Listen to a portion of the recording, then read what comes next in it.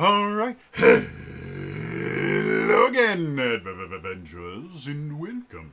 Another exciting daily vlog. This is daily vlog number 10555, and today, I want to talk about something near and dear to my heart. I can't remember if it was today or yesterday, but one of those days, The Legend of Zelda: A Link to the Past turned however old it is right now. I need a drink.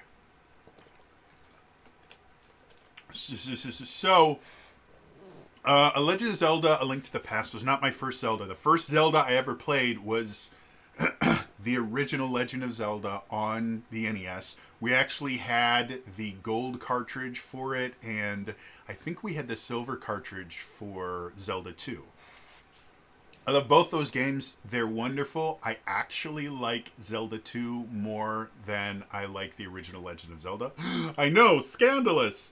But I think Zelda 2 is a massively undervalued Legend of Zelda game. I think it's great. I don't think it's nearly as hard as people make it out to be. And in the day and age of like walkthroughs and stuff like that, the biggest issues with that game are really not that big an issue. You know, the game itself is a little bit obtuse, and it was kind of difficult to figure out where you were going a lot of the times if you're just playing the game. Now that you can literally look up a walkthrough in less than a couple seconds, it's a fantastic game. That being said, I think A Link to the Past is the definitive Legend of Zelda game. And there's a couple of reasons why. But the things that make A Link to the Past as good as it is are the things that define Zelda for the rest of the series until Breath of the Wild and Tears of the Kingdom. It's one of the reasons why I have a hard time classifying those two games as quote-unquote Zelda games. The reason being is the things that have defined the Zelda franchise, again, since technically they started showing up in the original Legend of Zelda and Link's Awakening, or the Adventures of Link, sorry. But they really got defined and mastered in A Link to the Past. And they just don't exist in those two games. It's not that those aren't phenomenal games. They're wonderful games. They're super, super fun. They're just not Zelda games. You literally could play those games without a single Legend of Zelda. You could take out every single Legend of Zelda reference, and the games would still work perfectly. There's nothing in them that requires the Zelda license. It almost feels like they built an entirely different game and tacked Zelda onto it. And we've seen this with the amount of kind of Breath of the Wild clones that, remarkably enough, play very, very similarly. Like, none of the features in Breath of the Wild really require any sort of Legend of Zelda aspect, whereas a lot of the stuff from previous games are inexorably tied to the Legend of Zelda and the franchise. Fun fact, the Triforce does not appear in either of the two Wii games. Anywhere. It doesn't exist, other than, you know, kind of existing as a tattoo, which I'm not even sure it does that. But yeah, Triforce, defining feature of The Legend of Zelda since its beginning, doesn't exist in those two. So anyway, let's talk about A Link to the Past. A Link to the Past started some of the most interesting aspects of game design that continue through the Zelda games. The first one, and probably the one that is the most kind of typical of a Zelda game, is the fact that every dungeon has a special item in it that is required to beat the dungeon aside from, I think, 2 or 3. And the dungeon itself is basically, each dungeon is built as a puzzle that is designed to kind of lead you towards this new item and then teach you how to use it. There's a couple that don't, like the Ice Palace is not technically designed around its item, because its item is just the blue mail. So the Ice Palace in and of itself is designed to be a much more just general puzzle based dungeon that uses multiple floors to have a pretty annoying, but at the time pretty ingenious puzzle that requires you to basically fall from upper floors to get to lower floors multiple times throughout the dungeon. You have to fall in the right place in order to be able to get to the right area and do things. You have to go up and down floors. So that, but if we go to the first dungeon, you get the bow in that dungeon, which is a classic Zelda item. It's the first special item you get in the first Legend of Zelda, and a lot of people say, well, the Eastern Palace, which is the first dungeon in A Link to the Past, it doesn't have anything to do with the bow. There's like, you don't even need the bow to kill the boss. Technically, no, but there is a single monster in there that is impervious to every weapon other than the bow. That's the red Armos. And the green Armos, despite the fact that you can kill them with your sword, it is significantly faster to kill them with the bow, and they are designed to be killed with the bow. And it starts laying the foundation for other things that you will use the bow for, including the Dark Palace, which is the first, or the Palace of Darkness, which is the first Dark World palace. There is a point in there where you basically come to a dead end, but you see a statue that looks kind of like an Armos, but different. And one of the things that is definitive of the Armos is there are these kind of statues that look like just regular normal statues until their one eye opens. Then they start moving forward, and you have to shoot them in that one eye in order to do that. Well, later on in the Palace of Darkness, there's this statue that kind of looks like an Armos. It has a single eye, and you have to shoot that in order to make a wall move so you can continue down the dungeon. So even though there aren't any puzzles per se in the Eastern Palace that require you to use that item, it does kind of start the theming of, well, the item that you find in this dungeon is going to be essential to completing the dungeon. The Desert Palace doesn't really have that going on. You find the Power Gloves, which are just used to, I mean, you do need them to be able to get to there. And it is the first kind of multi-part dungeon where you have the dungeon that you go into, and then you actually leave the dungeon and go to a separate dungeon behind it, and that requires the gloves. So it still kind of works. And then Hera's Tower, you get the Moon Pearl, and while it's not really necessary for Hera's Tower to be able to use that, you had just gotten the mirror on your way up, and the Moon Pearl allows you to remain Link in the Dark World. And you literally had just had an encounter where you had to go to the Dark World, you turned to a bunny, and you couldn't do anything there. And now you have that. So, again, the Tower of Hera is not the perfect example of how it works, but it's still not bad. Because it is interacting with everything else, and it is an item that you instantly understand how to use, mostly because those items just don't have a lot of puzzles you could build around them. Picking up rocks, the Power Gloves, unlike the Power Bracelet in the original Legend of Zelda, they don't allow you to push things. You can already push things. So there aren't really any puzzles you're going to be able to solve using the Power Gloves. And then we get to the Dark World, and again the Palace of Darkness. You get the Megaton Hammer, or I think it's just called the Hammer then, and you have to use that to kill all the little turtle things in there.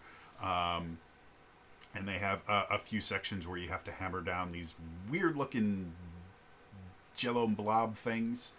So obviously that works. The Swamp Palace is just an entire hookshot course. How to hookshot course, and the hookshot defining aspect of the Legend of Zelda that again exists all the way up until the Breath of the Wild Wii games. And it just keeps going. Again, not every single one, like you get the Titan's Mitt in Thieves Town, and again, Thieves Town is again much more kind of puzzle, just a large light-based puzzle, and the same is true about the Ice Palace, and then Misery Mire, you get the Cane of Samara, and then Turtle Rock. Again, the Mirror Shield is not 100% necessary. Like it's not used in the final boss at all, and I think it really could have been, because it could have been interesting.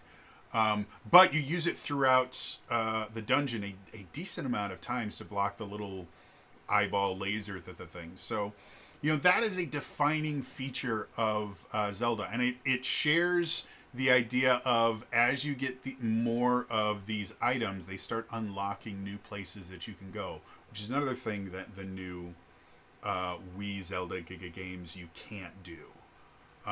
You have all of your traversal abilities. You can go literally everywhere on the map within, I think it's like 2 hours of starting the game, depending on how slow you are, because as soon as you go through the initial shrines, you have all of the traversal mechanics throughout the entire game. Nothing changes for the rest of the game. Yes, you can increase your stamina, so it makes it easier to get higher places, but you can also just cook a lot of food, and that has the exact same effect. So anyway, that's the first thing that, again, if you look at every other Zelda except for the Wii ones, that's a defining feature, is you will get a new item, and it not only is used extensively in the dungeon that you're in, but it will be used for the rest of the game to get you to new places. A lot of them will. Not every single one, but a lot of them will. The formula for that is mastered in Ocarina of Time, where literally every single dungeon is basically a puzzle to get you to a new item and then to teach you how to use that new item in weird ways. Like every single one of them is designed around that feature. So it wasn't 100% mastered in there, but it definitely is the thing that decided it. The second thing that I love about A Link to the Past is the idea that a theme in Zelda in general is the kind of juxtaposition of two different worlds that exist simultaneously.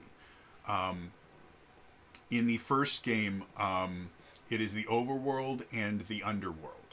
A lot of people don't realize all the dungeons in the original Legend of Zelda are technically all on the same kind of plane. They're all on the underworld. That's why every single dungeon you have to walk downstairs. It's because you're literally going from the overworld to the underworld. So you always had these two worlds. In the Adventures of Link, they don't have as much of a two worlds other than the palaces versus the rest of the world. And it's very, very clear that the palaces are meant to be this kind of other world because they have a unique song and unique tile sets and unique everything compared to literally everything else in the game. When we get to The Legend of Zelda, you get the actual two different worlds. You have the light world and the dark world.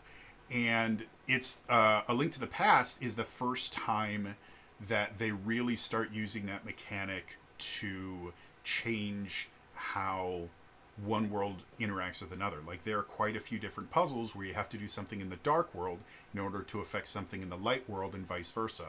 The Swamp Palace requires you to go to the dark world, go down to the Swamp Palace, use the mirror to go back to the light world, go into the dam in the light world and open it so it drains the water, and draining the water in the light world actually fills the dungeon in the dark world. And there's quite a few other puzzles throughout the thing. Like in the graveyard, you have to go to the graveyard in the dark world, transition into the light world, and then go into a cave to get a heart piece. There's a cave in the desert that you have to go into Misery Mire and then transport into the light world to get that.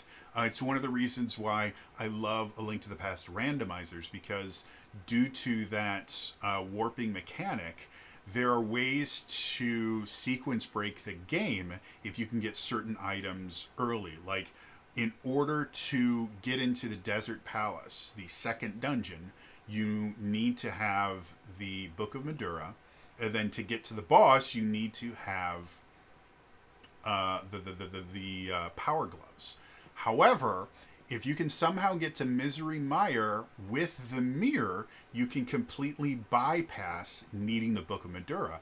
And it means that the Book of Madura no longer is essential to beating the game, as long as you don't need any of the medallions, or you find the medallion somewhere other than the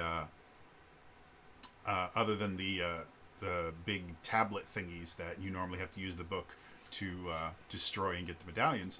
You can actually make it through the entire game without using the Book of Madura. Because what you can do is you go to Misery Mire and then you just teleport to the upper platform that you normally can't get to, and then immediately just go straight to the boss and ignore the vast majority of the dungeon. So yeah, and we see this over and over again. We see in Ocarina of Time the two worlds are the past and the future, and things that you do in the past actually affect how the future works, and vice versa. So you will learn, like the Song of Storms, you learn in the future, and then you go to the past, and then you use the song to drain the well, and that's how you can get the Eye of Truth. Things like that. And it keeps going on.